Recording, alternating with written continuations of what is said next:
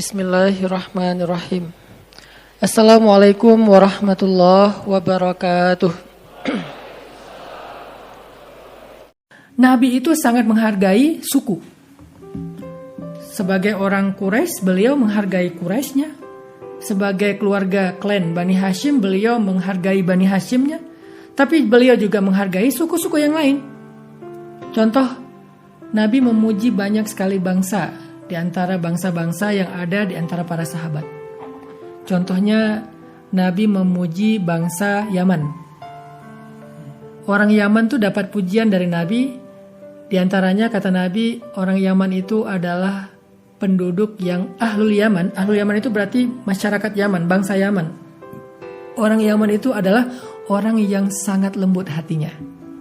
Dan sekarang kita bisa ngelihat bagaimana para habaib yang berasal dari Yaman, yang berasal dari Robitoh, itu kan orang-orang yang sangat lembut ya. Cara bicaranya lembut, aura wajahnya lembut, akhlaknya lembut, mencintai rahmah. Itu memang karakter orang Yaman dan Nabi memuji itu.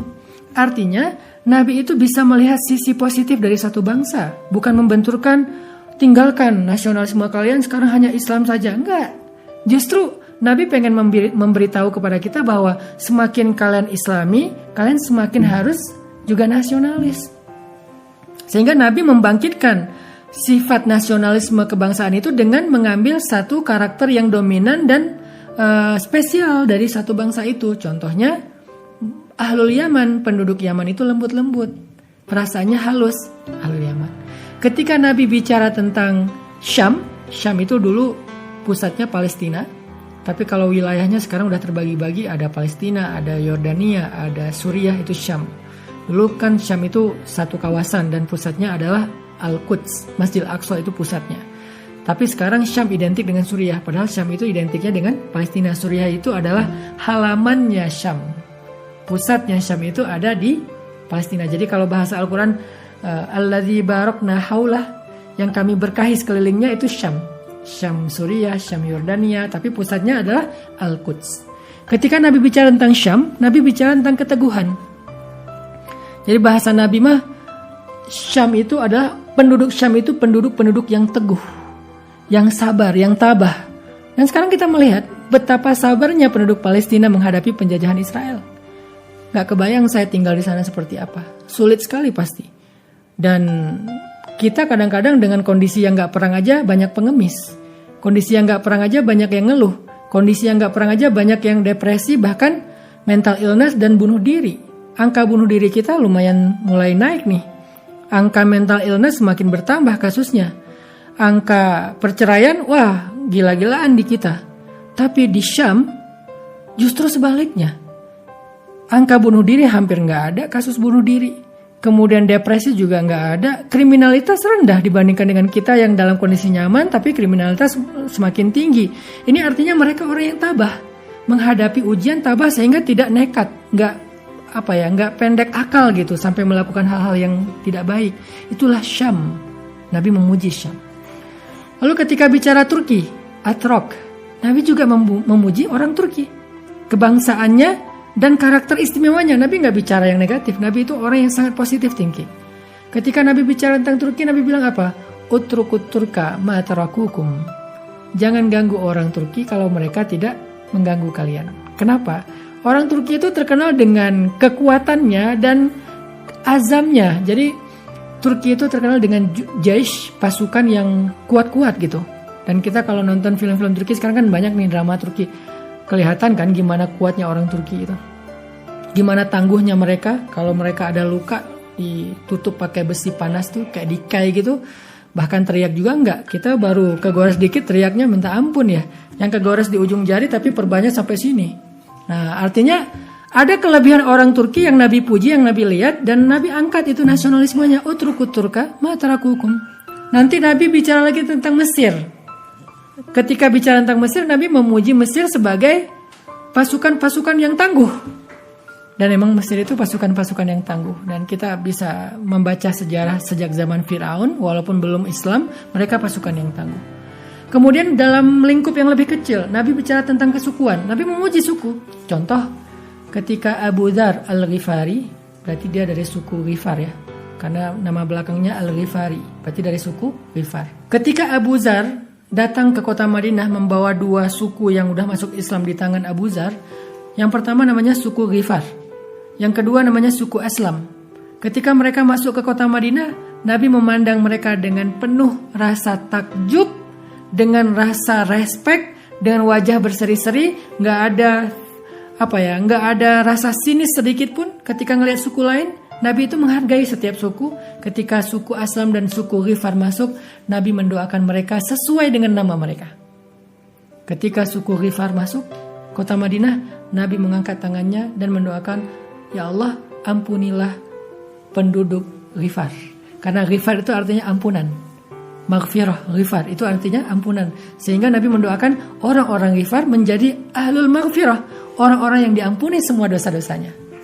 Sehingga orang-orang Ghifar bertakbir, Allahu Akbar, Allahu Akbar. Kita bangga memiliki nama Ghifar. Didoakan sama Nabi sesuai dengan namanya. Makanya kalau kita ketemu seseorang yang namanya nama yang baik, doakan sesuai dengan nama itu. Jangan namanya apa, doanya apa. Masa semua nama doanya Rabbana atina fid dunya hasanah. Doakan sesuai dengan nama. Misalnya namanya siapa? Oh, ada namanya siapa? Namanya Muhammad. Masya Allah, semoga mulia dunia akhirat. Karena Muhammad yang terpuji, yang mulia. Siapa namanya, Dek? Saya kasih nama anak saya misalnya Ertuğrul. Ertuğrul itu artinya serigala yang pemberani. Doain misalnya, Masya Allah, semoga jadi seorang kesatria yang pemberani. Misalnya apa? Namanya siapa? Aisyah. Aisyah itu artinya yang selalu happy. Aish itu orangnya happy. Kalau bahasa untuk cowok, Aish itu Amru. Cowok itu Amru, cewek itu Aisyah. Semoga bahagia terus ya. Nah, ini namanya orang yang cerdas nih, bijak. Nabi itu kayak gitu banget. Ketika datang suku Ghifar, doanya sesuai dengan nama suku. Ya Allah, ampunilah dosa Ahlul Ghifar. Ketika datang suku Aslam, ya Allah, selamatkanlah suku Aslam. Karena Aslam itu artinya selamat, Islam. Ya Allah, selamatkanlah bangsa Aslam. Sehingga suku Aslam juga takbir, Allahu Akbar. Semua dipuji, semua dihargai, semua dimuliakan oleh Nabi dengan nasionalisme yang ada pada diri mereka masing-masing. Dan semua itu terangkum di dalam ayat, Ya ayuhan nas, inna khalaqnakum min dzakari wa untha wa ja'alnakum syu'uban wa qabail lita'arafu. Wahai manusia, Allah gak bilang wahai orang yang beriman, tapi wahai manusia.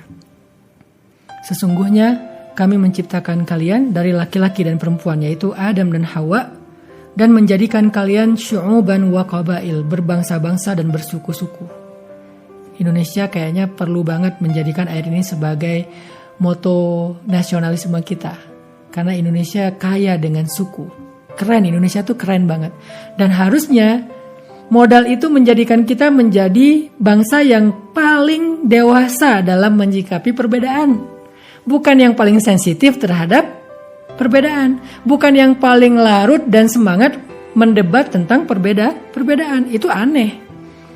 Bangsa kita tuh paling kaya loh dengan suku dibandingkan bangsa-bangsa lain. Dan kita harus bangga dan bersyukur atas nikmat kekayaan itu. Keliling aja dari ujung Aceh sampai Papua, kita akan menemukan suku-suku yang luar biasa dengan keistimewaan mereka. Pas saya jalan misalnya, saya kan kalau dulu sebelum pandemi suka jalan-jalan ya. Kalau jalan itu saya suka kayak diskusi sama penduduk lokal. Pas ke Labuan Bajo saya ngobrol sama ada teman saya di sana namanya Andro. Mungkin kalau Andro nonton. Andro itu yang nemenin saya nyelam ngelihat manta di dalam laut. Nah, Andro itu rambutnya kan keriting ke atas ya. Dan saya suka rambut dia. Saya bilang mudah-mudahan Ertuğrul nanti rambutnya kayak Andro. Karena alhamdulillah sekarang Ertuğrul rambutnya nggak turun ke bawah. Panjang tapi naik ke atas. Kita di rumah selalu bilang nih kayak Andro nih. Itu ciri khas mungkin ada wilayah tertentu di Indonesia Timur yang rambutnya bagus keriting ke atas. Dan itu saya nyebutnya crown. Saya nyebutnya itu mahkota. Keren banget. Jadi kayak ada ciri khasnya. Ada yang keritingnya gimbal ke bawah. Ada yang keritingnya ikal. Ada yang lurus kayak cowok-cowok Korea gitu kan. Opa-opa atau apalah. Masing-masing kan dengan kelebihannya ya. Tapi saya ketika cerita bareng Andro, jadi ada tarian ala-ala Indonesia Timur NTT gitu kan. Terus kita di atas kapal finisi itu kayak Andro ajarin gua dong tariannya. Akhirnya diajarin ke kiri, ke kanan kayak gitu-gitu kan. Cuman nggak saya posting, itu mah buat dokumentasi pribadi aja. Dan itu saya menikmati karena saya menghargai suku itu. Nggak ada saya ngerasa kayak, oh ini mah apa? Enggak. Kita bangsa Indonesia, bangsa yang kaya dan kekayaan itu anugerah dari Allah. Kita tinggal melihat sisi positifnya seperti Nabi melihat positifnya kesukuan yang ada di antara para sahabat.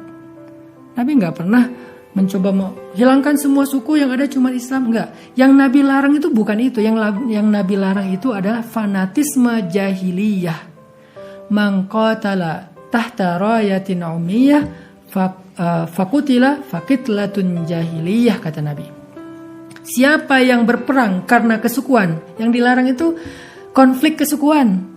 Tapi bangga dengan kesukuan gak dilarang dalam Islam. Yang dilarang adalah konflik kesukuan.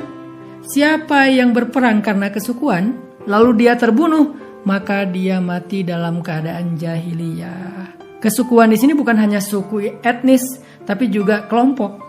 Siapa yang tawuran karena kelompok, yang satu supporter bola ini, yang satu supporter bola yang lain, mereka tawuran gara-gara beda supporter bola, beda kelompok, maka kalau dia terbunuhnya jahiliyah, nauzubillah min dzalik. Walaupun kita nggak boleh menjudge orang yang meninggal dalam insiden tawuran itu berarti kamu mati jahiliyah, enggak. Tapi ini adalah lebih ke warning bagi kita yang masih hidup, supaya kalau konflik kita hindari. Sampai Nabi saking beliau pengen tidak terjadi konflik karena kesukuan, mengeluarkan hadis tadi semacam ihdzar dari Nabi, semacam peringatan dari Nabi. Jadi Nabi mengatakan, janganlah kalian berkonflik karena kesukuan, janganlah kalian konflik karena fanatisme kelompok, karena kalau kalian melakukan itu berarti kalian seperti orang jahiliyah. Termasuk berdebat masih masalah kesukuan, suku kami lebih mulia, suku kalian gak mulia. Itu tuh perangai jahiliyah banget. Dalam Islam gak ada kayak gitu. Dalam Islam yang ada, bagus ya suku kalian ada ini. Jadi hargai kelebihan dari suku yang berbeda dengan kita. Bukan kami lebih hebat dari kalian, itu jahiliyah banget tuh. Indonesia mau dibawa kemana? Kepada Islam berperadaban atau jahiliyah? Kalau jahiliyah, sibuk aja terus memperdebatkan tentang masalah suku dan etnis. Tapi kalau Islam yang berperadaban justru melihat sisi positif dari suku dan perbedaan itu. Apa yang menarik dari mereka? Kalau saya misalnya ketemu dengan teman saya orang Kongo dulu pas di Mesir. Kongo itu dulu namanya Zaire, terus sekarang jadi Kongo Demokratia. Ada teman saya namanya Hasan dari Kongo. Saya setiap ketemu dengan dia, saya selalu bicara tentang kelebihan orang Kongo. Apa kelebihannya? Kalau saya lihat pada diri Hasan tuh, dia jago bahasa Prancis. Soalnya kan sebagian besar dari negara-negara Afrika itu kan jajahan Prancis ya. Jadi mereka pada bagus lah bahasa Prancisnya. Lebih bagus dari kita bahasa Inggris loh. Bisa dibilang kayak bahasa sehari-hari mereka tuh Prancis banget. Jadi Hasan kalau ngomong bahasa Prancis tuh kayak orang Prancis, walaupun dia orang Kongo. Jadi saya puji sisi bahasa Prancisnya. Terus saya juga puji dari humble-nya orang Afrika. Afrika tuh kan humble ya. Mereka tuh mudah bergaul, nggak jaim. Dipuji sisi itunya. Nggak ngebahas rambutnya yang gimana. Enggak. Itu namanya julid. Haters. Nggak boleh jadi kayak gitu. Makanya kita juga sisi positifnya yang kita lihat. Sehingga perbedaan itu justru membuat kita saling dita'arafu untuk mengakui kelebihan yang lain.